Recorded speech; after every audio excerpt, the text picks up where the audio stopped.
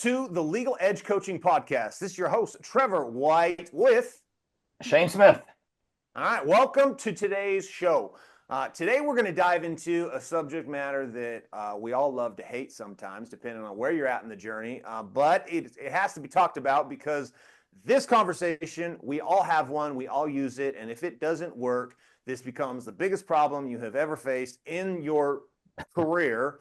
Is the body. So before we dive into today's subject and conversation, Shane, how are you today, man? I'm doing well. And I totally agree. When you talk about, if it's not working, everything else falls apart. I mean, that's totally true. I mean, we all know somebody takes a serious injury and it just destroys their life, right? Or they have a heart attack, or, they start drinking too much alcohol or whatever, and they trash their body, and then suddenly it's one of those things we take for granted. Yep. And then when something goes wrong, then it becomes all encompassing. Oh, for sure. Well, dude, for sure. Like, you don't even realize it's like one of those, it's like air. It's like oxygen, right? The only time oxygen really matters to you is when you don't have enough. Right. Go under the water for 2 seconds. I'm going to tell you what the most important thing in the world to you is. It's taking another breath. But when you and I sit around here, like all day today, everybody, all the listeners, everybody on the show, like all day today, how many of you actually thought about oxygen? Yeah. Like, gave it a conscious thought of, like, I'm so glad there's air here and I'm breathing in and out, in and out. like it's not happening, right? But the body's the same way. And like, I got reminded of this in an intense way and why it matters. And we'll spin this before I dive into this. We'll spin and have you understand this is a critical element, because the body is the weaponized vehicle that we experience life. Right? You want to make more money in your firm, you have to have a body that works, and not just works, it needs to be weaponized, right? You want a better marriage, you need a body that works. I have friends who have not taken care of their body. I wouldn't even call them friends. They're people that I know because it's not that I'm not friends with them. They have a different life than I live, and I have no interest in what they do. But they're literally the same age as me. I'm 45 years old, and these guys have they literally can't get it up. They can't be intimate. They can't have sex with their wife, for hell's sakes, because they have taken such shitty care of their body, and they've beat it up so bad, right? So this body that we have, it's like a gift. It's a gift that we're all given, and we only get one of them. Like, we only get one of these bodies, which is wild to me how absolutely abusive we are to them. Oh, yeah. Thinking, like, I don't know. It's like we somehow think we're going to get a reset button, or we're going to do it over. And it's like, no, like, pound in a 12-pack of beer every single night for 10 years. That should be a good thing to do, right? There's no negative consequence of that. Why would I not want to do that? I mean, it's kind of a wild thought, but and let's start the conversation, where I learned this the most intense is I was in the middle of just really a stress pocket of business. Right, trying to grow the business, and just everything was I was just focusing on this intensely. This is really before I'd figured out a lot of things in my life. And my only way of coping with the stress was through alcohol. I didn't know how to deal with it any other way. And so I would drink constantly. I was a very, very high functioning alcoholic, like 100%. I didn't want to admit it at the time. And looking back, there's still a part of me wants to be like, yeah, but you still had money. You hadn't lost all these things. But I was a total alcoholic. Drank every single night. I would have to take alcohol with me if we were going to places that didn't have alcohol. But I'm sitting there at a concert. It was on my son's birthday. He was 20. I think it was 20. Him, my wife, my son. We're taking him there for his birthday. We're sitting at this concert, and we're up in the VIP section, up right overlooking the stage. A super cool show. We're watching the show, and all that day, I just kind of felt like shit. I was just kind of off, and I'd taken alcohol with me on the day because I was planning on. I mean, it was the normal routine, right? I hadn't drank it all though because I didn't feel right. I kept getting really lightheaded, kept getting these head rushes. I kept everything kind of was getting dreamy. My chest was just tight all day, and I'm just like, this is kind of like, I'm like, I don't know what it is, but I like, in my heart of hearts, I knew something was up. But I didn't know what to say. So I didn't say anything to my wife. I didn't say anything to my son because I'm like, this is his birthday. I don't want to screw it up.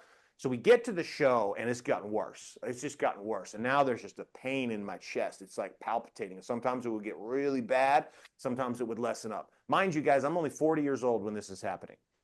So I'm not an old man, right? I was 40 years old, and I'm sitting there, and this just keeps, and it's getting worse and worse. The show's about half over. Right, the headliner's up, he's doing his thing, great show, but I'm disconnected as could possibly be.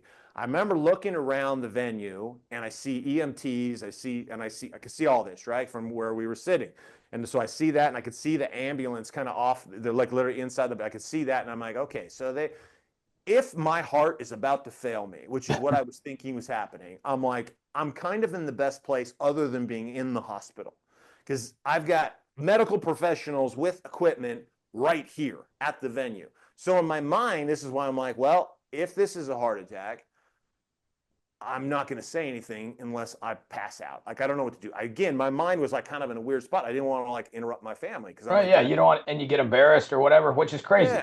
yeah, yeah. But I, and I was already kind of like, I was trying to have the balanced life that we talk about here at the Legal Yeah. Edge. Like, this was my investment into my parent or my family, my wife, and especially my son. And so, but it's at this point, the pain starts shooting down my left arm, but it's not a ton. My whole left arm's going numb. I'm sitting there. I'm like starting to sweat. And my wife looks at me and she's like, "Are you okay?" And I just said, "No, but I will be. We'll after the show, I'll tell you what's going on." And she's like, she's getting super concerned, obviously, because she can tell my shit's not okay. And my son's oblivious. This is like his favorite artist in the whole world. It's Yeah. NF, the hip hop artist. NF is who we were watching. Okay. So he's all submersed into the show. I'm sitting there, and just this whole experience happening, almost surreal. It's like, and it literally feels like I'm in a dream because I'm so lightheaded and just everything. It's not. I'm like sitting, and it was interesting in that moment too. I'm having this kind of crisis of just me and of mortality and realizing, holy shit, am I really going to die right now? Like, I'm like, this is it. And there was a flash. It's not like I had a flash of my life, but what I saw was so much inadequacy in the way I was being. Right? Just even how hard I was trying. I hate the word Yeah. trying, but how hard I was trying in life. I just saw all the ways I just wasn't going all in. Right? Just the things I wasn't willing to do and how small I had allowed myself to play. Because I'm like, if this is the end, man, nobody's writing a book about my life. Like, nobody's going to give a shit. My son and my wife and maybe two other people, really. Yeah. I mean, I have a lot of people that might say they were sad for 8 seconds and show up at my funeral and be like, "Oh, that's so sad he's gone," and then go to the bar right after and go to their whatever after and not give a shit, right? Their life's going to continue on. And so it's like really interesting. So I'm having like my body's jacked up. I'm feeling like, oh my gosh, this might be the end. And my mind's thinking, wow, Trevor, you've kind of failed at life. You've kind of missed it. Like you did some, and from one hand, you could look at what you've done, Trevor, and be like, good job, congratulations, you did a lot. You accomplished a lot of cool shit. And I would agree, I did. But on the other hand, I'm like, my potential was so much more than that. So I was like, dude, you've missed it. You've Yeah. missed it. You've missed it in all these. You just missed it. You screwed up. You missed your one shot. This was your one body, and you freaking screwed it up because you've been drinking heavily every single night for all this year. It's like, what, dude? This is not going to work. This is not going to work. And I had gone on and off of alcohol, and I'd quit it, and I'd gone back, and this is like, it was just it was just crazy. So the show gets over. NF sings his last song. They do the freaking. It comes back out, and the show's over. Right. I just look over at my wife, and I'm like, we got to go, and we got to go now. And she knows it. She looks at my son finally comes out of Yeah. his trance of his, his favorite artist and pays attention, looks over at me. And I remember his face because his face just dropped like this shocked look on his face, like, oh shit.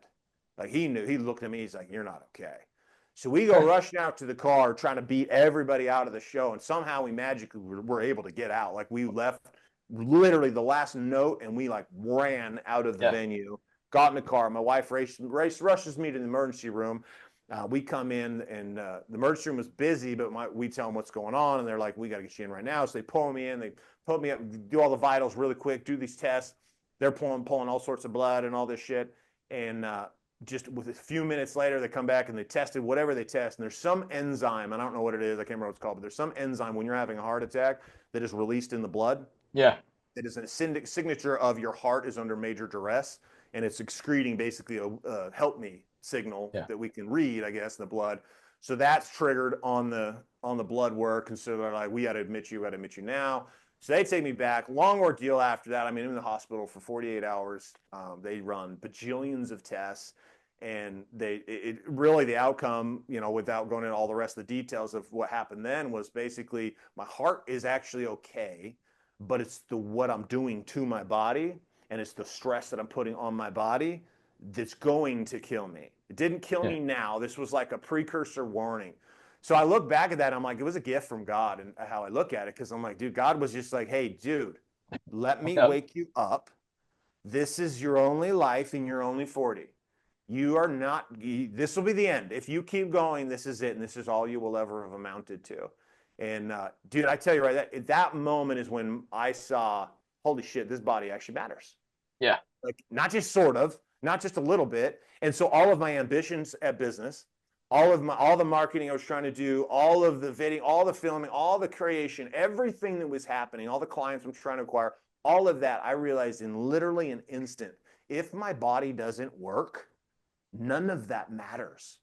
Yeah. Like, none of it. So what I feed myself, whether I exercise or don't exercise, like all of that shit, it just doesn't matter. I literally, it became to me at that moment the most important part of the existence of who Trevor White was, and anything that it was that I wanted to create, anything I wanted to build. And so the mindset of like, well, you just got to focus on your business, Trevor. Focus on your business. Go make some money. Work on this. Work on that.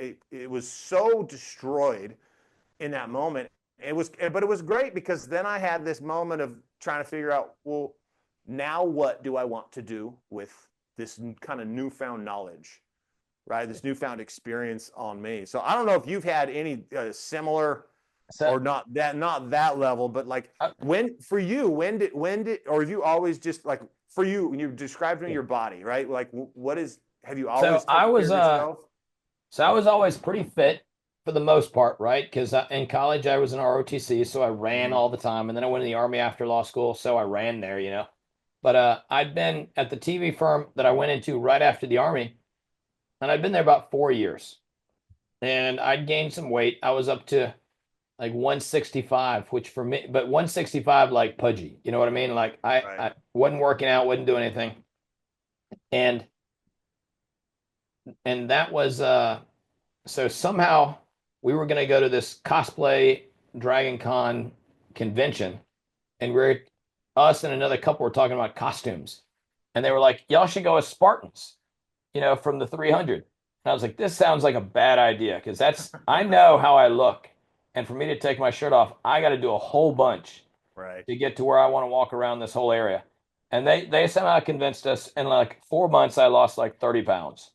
Uh, and I was still, but I didn't have a ton of muscle. I mean, you know, I took 30, 35 pounds away from 165. I was down to 130 again, you know, right? So I'm a Right. small guy.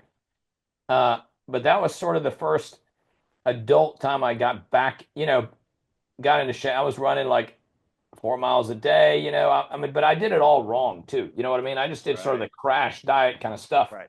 Um, You know, it's and funny. Had you ever heard of what was it, the cinnamon diet or whatever the hell it is? We what taken is, cinnamon and lemon juice. It oh was yeah. like the Hollywood And fad that's diet all for you a eat, while. right? For, Yeah, that's like literally it for like, I don't know. I had a friend who did that, and he yeah. lost a ton of weight, and then he ended up in the hospital. Yeah. Like, he didn't die, but it literally it started shutting his shit down. Like, so Yeah. yeah, I know. Well, mine wasn't that bad, you know, but You didn't go pure anorexic, and let me no, just. but I was still much thinner and I wasn't hard at all. Yeah. But years later, I got tied in with the same group that I saw there, but I didn't even know the group. And that's when I sort of began what I'd say my current fitness journey the last like 5 or 6 years. Yeah. You know, showed up one time, I was probably the fat Spartan, you know, is what I called it. The next year, I cut, but I did it mostly myself. And I trimmed down. I was pretty hard and pretty cut, but not, you know, very small. I think when I went to Dragon, I was like 135 or 132, something like that. That Yeah. last week, you know, like when you get real lean, your body just starts starts Yep. just burning fat. And so Yep. the last week I started losing, I was eating to keep weight, right? To slow it Yeah. down. And now I've worked over the last couple of years to get bigger, you know. But the big moment on how important your body is to me probably happened when my wife broke her ankle, Mm. because you know, we were bebopping along, our life, everything was moving, you know, good and all that, and then suddenly she breaks her ankle and requires surgery, Right. and they can't do the surgery for like 2 weeks or 3 weeks because of how swollen it was, and you know, it just had to, you know, get, I guess, a little bit better, but Yeah. that became like all encompassing, right? Those 2 weeks, I mean, her leg wasn't even in a dang cast, so she's got no weight on it. Uh, it hurts to touch it kind of deal. I mean, so everything became about that. And I was like, holy cow, if, I mean, holy cow. And that's all I'll say is it's just like that becomes everything, right? That becomes the focus on how do you live your life with an injury? Yeah. And I mean, I know during COVID, people get COVID and it, trash their stuff. I mean, but for us, that was probably it, is because it totally changed everything, right? Because suddenly she can't cook, she can't clean, she can't go to the grocery store. And so it just redid our whole life. And you see that with people uh, in the legal space in particular. I mean, but they have a heart attack and suddenly everything changes, right? They go from working 60 hours to I can work 20, or 10. And I can't be stressed. I had a friend who could know his doctor said, don't ever go into a courtroom again or you will die. Really? Yeah, he'd had either 2 or 3 heart attacks. And they said, if you have another one, you will die. And if you go to the courtroom, you get stressed out. He was a great lawyer. I mean, awesome lawyer, right? He won all the time. He was just a beast. But he gets stressed out. And he'd tell you, well, if you don't get stressed out, you're not doing your client a favor, right? If you're not, if you're so easygoing, it's not a big deal. You're not doing your client a favor. And they told him, don't ever go in a courtroom again. They banned him. And they didn't really get banned, but they pretty much said, don't ever go. And he had to quit practicing. That's when he became a law professor because it was less stressful. Because he could teach, he could teach, but he couldn't go act and do the thing anymore. Right. Yeah. Well, dude, it's wild. We had this guy back in our hometown that we knew him, and then he was one of the few billionaires to come out of Utah, which is where I grew up. But he owned a series of car dealerships. He owned the Utah Jazz, the NBA team, and he owned a bunch of different stuff in the later years of his life. But he died at like 62. Wasn't very old, but he died from diabetes. Wow. He was diabetic type 2, and he just didn't give a shit. Just ate himself to death. Literally ate himself to death. Wow.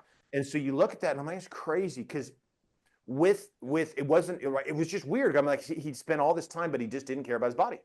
It was like it doesn't matter. He would just eat whatever he wanted to eat and do it. And at the end of his life, the last like year and a half of his life, he was gone from the public eye completely. He was not doing anything at all because they were. I mean, when he died, they had both of his legs were amputated. Oh wow! All this stuff because with diabetes, your blood stops flowing, right, and it just kills it. So they just started by amputating toes, then the feet, then the like literally. He just died years and years and years before he could have, should have, really, and the impact that he was already making and what he could have done. And I look, and it's just crazy to me. And I've got a lot of people I know that's what's happened to them. Like they just don't take care of this one thing. So how does this? It's one thing, right? Because I know what you look like, right? Our listeners probably don't know what you look like, but I know what you look like as a Spartan warrior, and you're shredded, you're cut. I'll say it for you. Like you look great. How does that have anything to do with making money? I think. How do you tie that together? I'm going to say one. No one can convince me if you're not in shape, you don't feel better about yourself and present better than somebody who's not in shape. Right? I can never be convinced otherwise of that. I mean, I think you just get a sense of power and confidence. And also, I think people give you more respect and they pay attention because they assume you've got the discipline to keep your own body under control, which means that discipline is going to carry over into your work product, the preparation you do for your client, the preparation you do for you running your business. And I think it's just the way you carry yourself. I think it just bleeds into everything else is what I would say. And Dude, I don't even think it's an assumption that people think you have more discipline. They know you do. Like if you think about it, we can talk all day long and like some kumbaya that we don't judge people. We judge them all the time, right? Nonstop, we're judging. You see someone right out of the gate, you judge them. You make stereotype critical decisions off that person the moment you see them. You come into an environment, you're out of shape, you're fat, you're sluggish, you're slow moving, like all of that stuff that exists. Like there's a judgment call there. There's also a judgment call there when you show up powerful, you got veins popping, your arms you're built, you look good, you got a nice tailored suit on, you're looking like people immediately look at you and they're like, okay, even if this guy's a total dirtbag, there's something about him. He's done something because you can't fake that. That's what I love about the body in that when it comes to that environment when you get with a lot of in business, because especially in the profession of persuasion, which is what I would call really an attorney, right? We're trying to persuade people. Yeah. That's what we're doing all day long, right? We're great professional arguers. And in this game, you are, it's sometimes manipulation, it's sometimes coerced, it's seduction, is trying to get people, but the body is the equalizer in that you can't fake that. No, it's tough to fake a good body, right? You Either, I can't mean, talk your way into having a six pack. Like you can't come up to you can't show up in court and then just argue why you're 50 pounds overweight, but you're more shredded than you. Like, you can't do it. So it's like the immediate, it's like your billboard, right? Especially from a level, even clients coming in. When a client sees you as a weaponized, and this doesn't mean you have to look like freaking Thor, right? Or Iron Man or whatever. You don't have to look like some superhero, but there's a version of this that exists where what you're talking about, I think, this is my opinion, I don't know if this is true or not, yeah, but I think that the charisma has yeah, to do with part of this. Like, this is an element of it, right? People with charisma. Now, I know this is not true in every cases, because I've met some charismatic people who are overweight and don't take care of their body. Like, they just don't care, and they're going to deal with the consequences they're going to deal with there. But like, for the most part, like, people that I know that are very charismatic, they have an embodiment about them. They hold themselves in a certain way, which it's much easier to hold yourself in a powerful frame if you feel powerful. yeah. Because I mean, as bad as it sounds, if you are in good shape, you can then get clothes that fit well, so you look better in those clothes, Mm-hmm. and you just feel better about yourself. You have more. I think everybody would agree. You have more confidence. You feel more persuasive. You can talk to people more.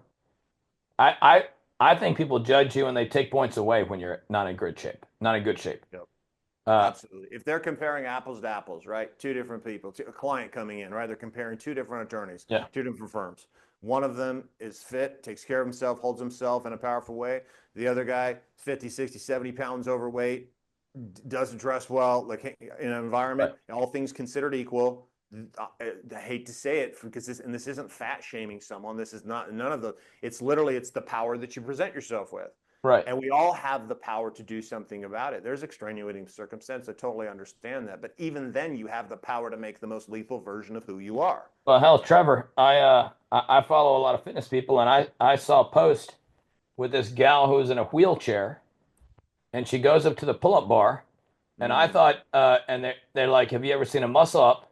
And I thought she was gonna muscle herself up out of the chair into the muscle up position, right? That's what I expected.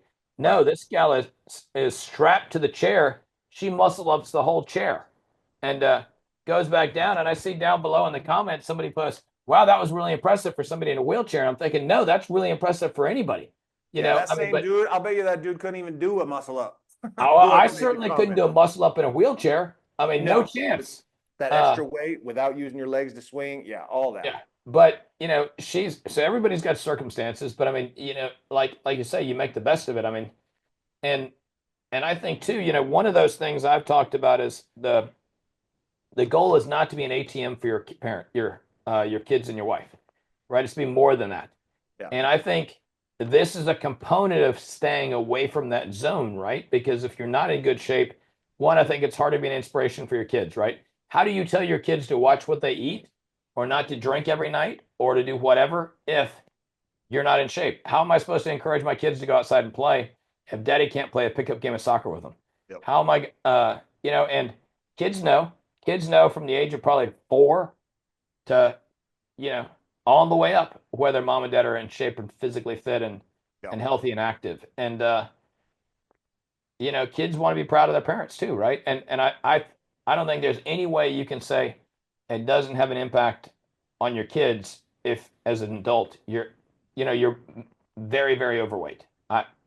100% it does. 100%. I love my mom and dad to death, but they were overweight. They've been, my dad's type 2 diabetic, and he just doesn't care. My mom's been on a yo-yo diet her whole life. Sometimes she's thin, sometimes she's not. But whether they ever listen to these shows or not, like, truth is, I was embarrassed Yeah. as a kid. I flat out was embarrassed. I was embarrassed when my mom would come to school because she was so big.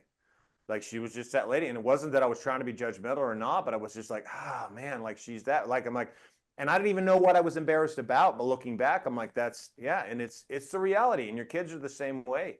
They look at you a certain way, but there's this, it's like I said, like it's the billboard that you project to the world. It is. And everybody's body is totally different. This is not about fitting any kind of a stereotype of what you're supposed to look like or feel like. It's the fact that your body matters. It's having a body that works.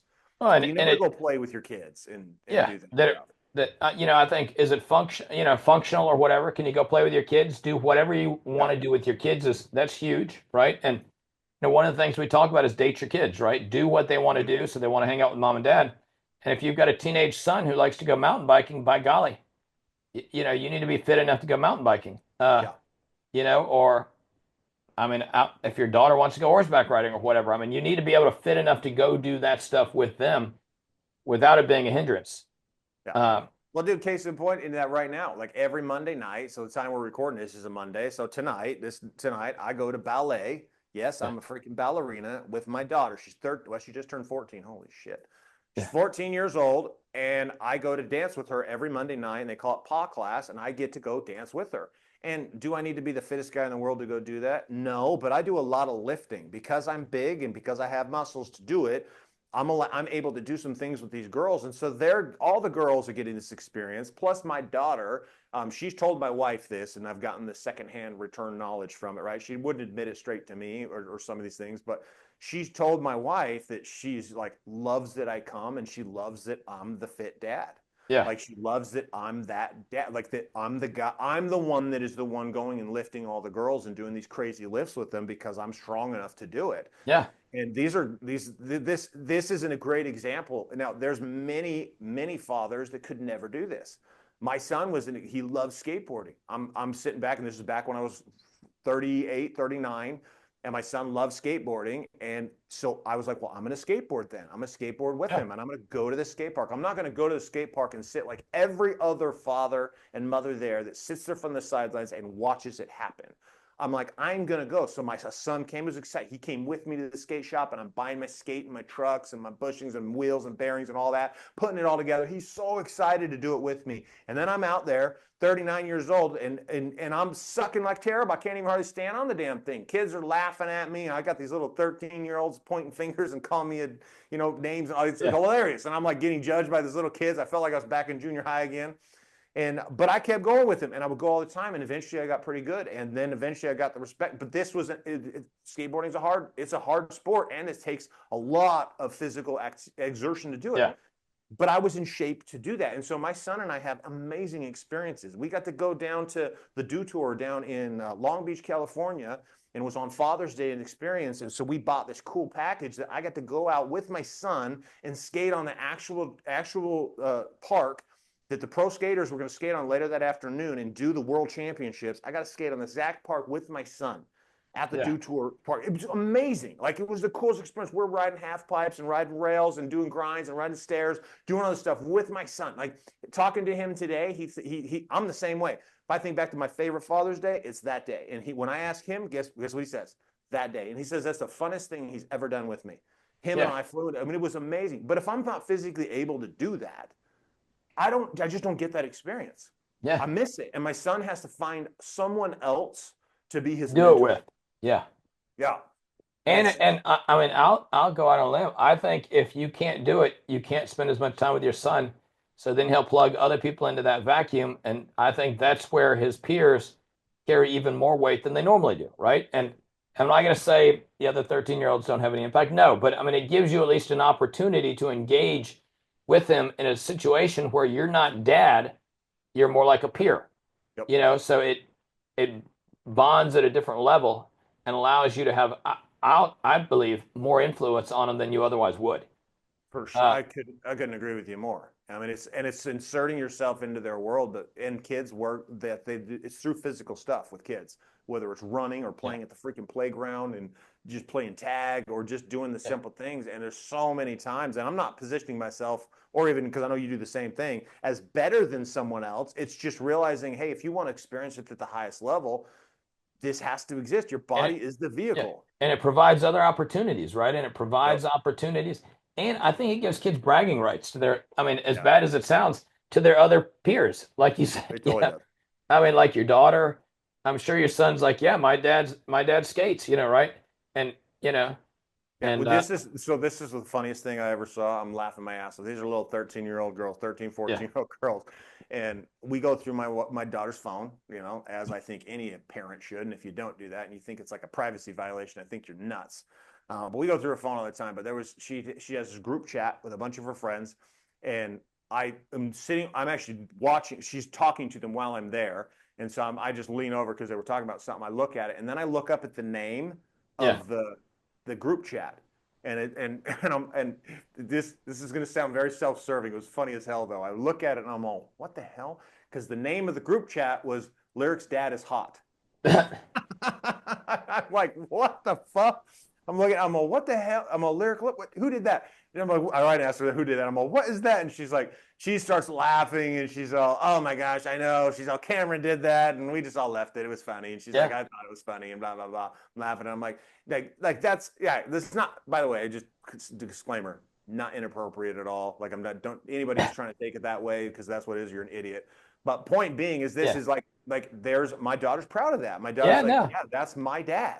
I, My dad's the one who he's the one that shows up and everybody's like, wow, he looks great. He's fit. He's the one at ballet dancing with. We go hang out with friends and the kids are all doing some physical activity. And guess who's there? Doing a physical activity with them. The boys that have come around in our friend group, like the people we hang out with, they've got some teenage boys. Guess what? Every time we come over, they come up like, hey, Trevor, you want to play football? Let's yeah. go play football. And guess where I am? I leave the adults who sit around and I go outside and I play football with the boys. I enjoy it, but at the same time, like I'm connecting and creating this. It's the Yeah. way you can live life. And this is coming from the guy who wouldn't have been able to do this before because he was drunk all the time. No, I mean, And at the same time, I was overweight and I was fat, sluggish, and I couldn't move. My body wasn't working, and it wasn't that I was old. It was that I just wasn't taking care of me, and I wasn't allowing myself to actually be who I am. And I think there's a level of confidence that comes when it spins into the other domains of life, like business or like yeah. family and things like that. When I know I get up every single morning and I pay a hard price, I don't just go to the gym and kind of milk it. We were talking about this earlier. It's like, if you're not Yeah. going to go to the gym and freaking push it hard, lift heavy weight or whatever it is that you're doing, I don't care what kind of workout it is, but go all in. If you're just like going to go through the motions, like that doesn't create any certainty and power.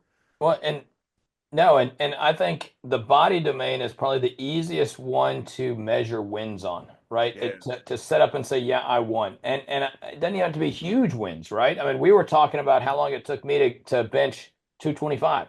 Yeah. And that took a whole year.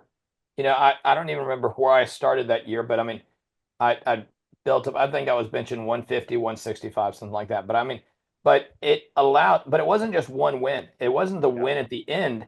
It was a win, every 2 weeks when you hit it, when you added 5 pounds to the bar, whatever, however often it was. It provides all these opportunities to win and track and measure your progress. So I feel like you get used to winning. And Yeah. and body is the easiest way to do that. And I like lifting, but I mean, if you're a runner, it's easy to shave a second off your, not easy, but you can shave a second off your run if you're consistently doing it pretty regularly. Yeah. I mean, It literally, it's you can't argue, like I was saying before, about how you end up looking, the end result. You can't argue that. You also can't argue if you're doing the work or not. no. Like you went to the gym and you lifted the weights. Yeah, Like you did. you did it, right? There's no. You either did or you didn't. There's no, like, your stories around it don't really measure. So yeah, you can define wins really easily, very quickly, and the result will always follow. It's simple mathematical science, And right? I mean, It's not as complex as people want to make it. And there's a lot of things out there. And I'm not a proponent of one type of diet, one type of fitness routine, one type of anything. I don't really care. What I've become a massive proponent of, and in the Legal Edge, this is what we push nonstop, is that this domain matters. That you have to make a deposit. You have to make some kind of a yeah, deposit into your body every single day from the yeah, food you eat, right? Maybe it's just drinking a green smoothie. Maybe you never eat vegetables at all. So you're like, I'm gonna drink a green smoothie. I'm gonna do that every single day so that I can get my antioxidants and my fiber and all the things I need to get from vegetables. I'm gonna do in a smoothie, right? Or whatever it is for you. Maybe it's just drink more water. I'm gonna drink a half a gallon of water a day to start out. Or I'm gonna drink just like one of these. I'm gonna drink one mug of water a day because all I drink is Diet Coke and I'm gonna do this. Like, it doesn't matter what it is because everybody's on their own adventure, but that's the key components, the consistency you're talking about. You don't get to 225 if you're not lifting 5-6 days a week. no, yeah. working on that muscle to build and generate the power and strength to be able to pull that off. You also don't feel weaponized in the courtroom if you're not doing the work every single day to make yourself weaponized, right? And I mean, a body is a huge part of that. well, and my wife will tell you, and I know too, we being a lawyer and owning a business and having a family is super stressful, Yeah. right? Nobody's going to convince me it's not stressful. Yeah. And we've got to have a way to deal with our stress. And if you're not careful, you're going to shift over to some form of sedation, right? Just to deal with it, either alcohol, porn, just even binge on Netflix, whatever. Working out to me is a huge stress relief, right? Whatever it is, runners do it, lifters do it. It burns that stress and keeps us in that zone where we can deal with. I mean, I'll just say our life, the craziness of our life. I mean, I can tell you, if I don't work out for 2, 3 weeks, suddenly my stress starts going higher and higher and higher. It impacts my sleep. It impacts my personality when I deal with my wife and kids, which Yeah. then trickles into impacting my employees at work. It's a slippery slope for me to not work out. Dude, it totally is. You become addicted to it because it becomes the mechanism. Like before working out, it was alcohol could do that for me. I didn't have to work out. I could just drink. Yeah, you could just do that. It was the easy button, right? And it was the easy button that was going to kill me because I noticed that I didn't really work out back then. Like I really didn't. And then all of a sudden it became, well, I have to replace it. I love what the point you're making, Shane, because it's literally that. This is the release. Like I had my big long ultra run that I did. That was like 24 days ago because I did it March 1st. 3 or 4 weeks ago. Like that was just a couple weeks ago. I ran around the island of Kauai, Hawaii. Just my own set. It was amazing. But the week leading up to it, I didn't work out at all. Didn't lift, didn't run, didn't do anything because I needed my body to recover. By about the third day, bro, I was losing my mind. Like, and by Friday, because the run was Saturday morning. By Friday, I mean, I was very aware of what was happening, so I wasn't about to like do something stupid, but my mind was wanting to like blow my world up. Like I had gotten the anxiety, like not anxiety, it's just my mood swings were all over the place and I'm just like frustrated and everything was irritating me. Yeah. And everything that wasn't working well, all of a sudden it was not working 100 times worse, even though that wasn't true. And everything that was working, it must not be actually working. And it was like I was literally, and my wife's like, what the hell is wrong with you? And I'm like, I have not lifted weights. I have not been in the gym for a freaking week, which is crazy. I'm like, I don't know if that's good or bad or what, but because you used to live without going to the gym for months on end. I would never go. And what I've realized by doing it, it's the release, right? It's the release. I also love the discipline in it. Yeah. The discipline of doing it. Because lifting is hard. It's hard. Some days I don't want to do it, actually. I would say more times I don't want to go to the gym than do want to. Once I'm there, I'm usually good. But there's many times I don't want to go. Yeah. Right? It's like, I think all of us I wake up with this burning desire and I'm like, yeah, I'm here to work out. No, most of the time it's like, I'm going to do it because I said I was going to do it. But it's not. But there's sometimes I'm excited. Most of the time, not excited, right? So there's the discipline level of it that I love. It's the release of when you're there, you got to push and sweat, and I think that's effective. But for me, mostly what I've realized for myself is that's the thing that weaponizes the body, so that when I show up with you and I doing the show or in our coaching, the things that we're doing with the legal edge, like when I show up in this environment, when I show up on a sales call, when I show up meeting new business opportunities, when I show up with my wife, when I show up with my son or my daughter or friends or at church or any of these things, the body was the key. It was like the triggering moment that positioned me in a place of power so that I could go throughout the rest of the day. And I this is why I like to accomplish it first thing in the morning. Because if I accomplish it first thing, and that's not when it has to happen. Sometimes I don't do it first thing, but when I do it in that, it's like I've done it. I'm powerful. Boom, I feel this, and I can go through my day. It just frames my mind to totally different, like by the simplest thing. And for me, it doesn't really matter what it is. I could go run sprints outside and do that for 20 minutes, and I've done them before, and I feel the same thing. Like the same sense of accomplishment, the same discipline. As long as that was like part of the plan and I wasn't like wimping out and not going to the gym because I didn't want to. Yeah. It does the same thing. So it's like it's like a custom made plan that each person can make for themselves using their body as the instrument to literally build themselves the life they want. And I will say, I think it's important though to have the plan and to have the goal, right? So we're big on goals, yearly, quarterly, monthly, everything. And I do think it's important to have the goal, what you're training for, right? What you're doing. And even if your goal is just, it doesn't matter what the goal is, but make sure there's something you're moving towards, right? Yeah. Because otherwise, like everything else, you quit growing, you get stale. And I think that eats away at the motivation. And pretty soon you're just going through the motions.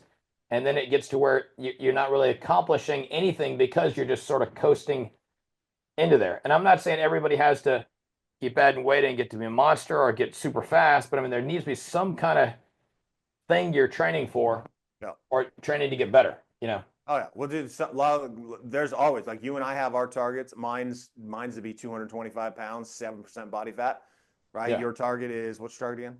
I was gonna say my target's to weigh 175 and to have a walk around six pack. And what I mean by that for me is that in the past I've gotten a great six pack 2 months before Dragon Con every year. Right? That's my goal target. So it's like, yeah, I look really good July and August, and I look okay the other times, but I'm usually like 15 or 20 pounds heavier. So the goal is this year is to get into that zone and just sort of stay in that 10 to 12% body fat range Right. consistently over months, as opposed to drop down, go to Dragon Con, ping back up, through the holiday season and just, roll into the new year like 20 pounds heavier than I need to be. Yeah. So that's my goal, is to get it to a maintainable level where I can stay rather than that cutting down and dropping phase. Yeah, that's Right. perfect. You know, Well, both of yours and my goals are very similar in that they're body representations, right? We have right. specific targets in the body. Like we've got other clients that have other targets that are not based on how their body looks. It's an event. Yeah. Like, They want to do a thing, right? They run yeah. a half marathon was one that what clients just did. Like this is what she wanted. She wanted to do a half marathon. She was pursuing to this half marathon. Yeah. It doesn't matter. It's each No. one And you get to create your own. yeah. And one of mine was to get my labs in the range of a 30-year-old, right? So at the beginning of the year, I had to go get all my lab work done, right? And one of these Hmm. full panels, not just the quickie one you get from your primary care, like, but a full panel with all this measurable Yeah. stuff, and then figure out the range and see if there was any area where I was out of bounds, that I have to pull down into that zone either through supplements, right? Like, am I low on vitamin D? Like me, I don't ever go outside. So if I don't take vitamin D, that craters. So what I need to do to stay in that zone. And we have clients with high blood pressure or high cholesterol, and that's their goal, is to bring that down. That's their target, and everything should feed into that goal and target. But yeah, I mean, as long as you've got something, no matter what it is you're working towards on a body, you're knocking it out every day. Yep. There's always something, and there's always a pursuit, and there's always a move forward because the goal is not to arrive ever. We don't arrive anywhere. There's not a point, and I think you have to accept that. And this is why a lot of people fail, because they don't accept that. They think that they're going to work so hard in their business. You're going to grow your firm to a certain point, and then you've arrived. You're going to build your marriage to a certain point, and you've arrived. You're going to build your body into that six pack for Dragon Con and arrive. You think Yeah. you're going to. But just like you'll lose your abs if you don't keep doing and building and working that same way, you'll lose your firm, you'll lose your marriage, you'll lose a relationship with your children, you'll lose your connection to God, like all of that. So the first acceptance in all this whole game is realizing it's a constant game. It And so is. you better fall in love with the journey. Because if all you're doing is being married to six packs at Dragon Con, then you're going to feel great for 2 months out of 12. Well, yeah. You got 10 months where you don't, and you look at yourself in the mirror every day and go, man, I'm not living to my potential. I'm not doing the thing. I know what I could look like because I've done it, but I'm not doing it I was now. gonna say that's the worst part. I got a picture of my Dragon Con look right above the mirror in my gym, and I look at it and go, man, Yo, that's not me right now. Shit. yeah, that's yeah, right. I'm not Well, we there. were talking about it before because I'm growing, right? I'm trying to build, and I've put on weight, like fat. I've put fat on. Mhm. I've got a little cushion on me right now, and it's weird for me to look at. But I'm okay with it ish. I still struggle with it a little bit because I like to be really cut, but because I'm looking for the goal. If I didn't Yeah. have that goal and I was just gaining weight because I was just eating too much and not working out and doing all these things, that'd be a problem. But it's knowing there's a goal, and when you have a target, it's doing what's required to go after the target. It'll be like you shifting your dieting around once you've Yeah. achieved what you want, and then realizing, hey, this is the flow. Like I can't do these other certain things. I can't go out to eat 2 or 3 times a week. I can do it once, I can do it right? Or once a week, whatever it right? is. Yeah. Yeah. whatever that ends up being. But we find that these targets that we all go after. But remembering that at the end of the day, guys, we are more than a one-dimensional human being. Right? You're more than just your firm. You're more than just your body. You're more than just your relationship with God, or you're more than your relationship with your family, or even with yourself. Like, we are multidimensional. And if we don't address that, and that's why today's conversation, we centered around the body, right? Because this is the measurable one. It's the one that we all can see. It's our billboard to the world. And you get the fastest responses too. I mean, yeah. You want to make change. That's what's so crazy. Like, you know this because you've done things and gone off, and I have too many times. And if you want to make changes and you want to see them quick, people say, "Oh, I can't stick with it." All you gotta do is stick with it, whatever you decide, for like a month. Yeah. Like 30 days, and you'll see massive changes in those 30 days. You'll feel massively different. But I don't know, it's crazy because that's the one that's the quickest. But sometimes people are like, well, I did it for 4 days and I didn't get the results, so I must not do it anymore. Or what? I'm like, craziness, right? I was going to say, everything takes reps. Everything takes reps and consistent discipline over and over, right? There's rarely is there one magic. You can't wave a magic wand. I mean, that's the same thing clients want us to do, right? Wave your magic attorney wand and fix this problem. Well, if I did that, I'd be a wizard, I guess. You'd be a wizard, and you'd be a cajillionaire, and there would be no other attorneys, because if you'd figure I'd be the guy, right? You'd put them all out of business for sure. So all right, so as we wrap up today, just keep in mind this idea of what we've been talking about, obviously centered around the body. And I'm gonna give you a quick little action item. Like, I want you to take a cold hard look right now and assess your body. Assess the way you're feeling. And it's not about how you look. I don't really care how you look. Do you feel weaponized in your body? This is the question for you. And give yourself a hard answer. When you get out of the shower tomorrow morning, or whenever it is that you're standing there butt ass naked the next time, look in the mirror. Take an honest assessment of yourself. Do you feel weaponized? When you look at yourself, do you say, wow, I'm weaponized? Or do you see something else? Whatever that something else is. And it's not about guilt and shame and beating yourself up because you're not looking like you did when you were 22 years old. But it's about finding the new path forward. And so I want you to just consider one simple thing that you can do. Once you've assessed whether you're weaponized or not, even if you say, yes, you're weaponized, there's still assessments and there's still adjustments you need to make. I guarantee it.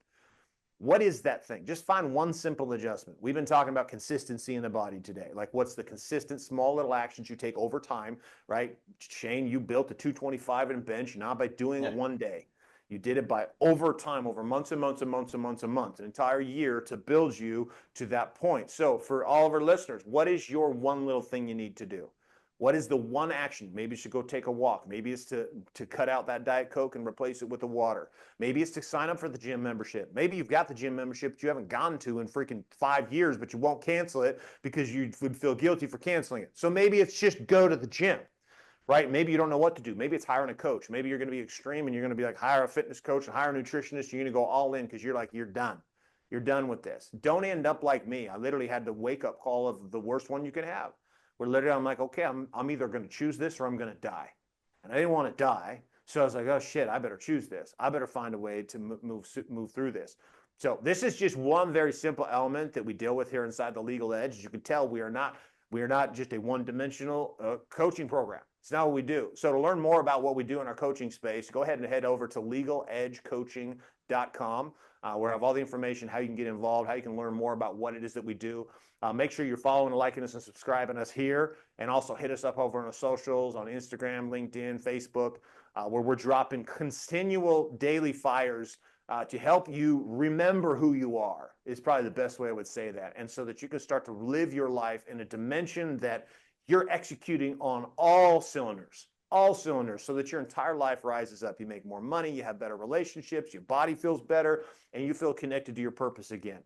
So we appreciate you guys being on today's show. Shane, any final thoughts for everybody? Yeah, all I'm going to say is we are all about continual growth, right? And in the fitness area in particular, I see people same as in business. They go to a marketing conference, they come back with all these ideas, and they're good for like a week or two, and then they burn totally out. Same thing with fitness. We see people jump in there, especially once you get a little older. That's a terrible plan. It's much better to start small with consistent daily growth, or week over week over week over growth, than it is to jump in, burn yourself out, get hurt, and then you're back to, you're not even back where you started. You're further behind because now you got to heal or do whatever. But we do that in our businesses too, right? So the rule and the message is the same. Consistent daily wins, consistent singles wins every single time. So, and your body as well. Yep. Beautiful. So if this is something we can help you guys out with, head over to legaledgecoaching.com. Other than that, we'll see you guys next week. Have a fantastic rest of your day.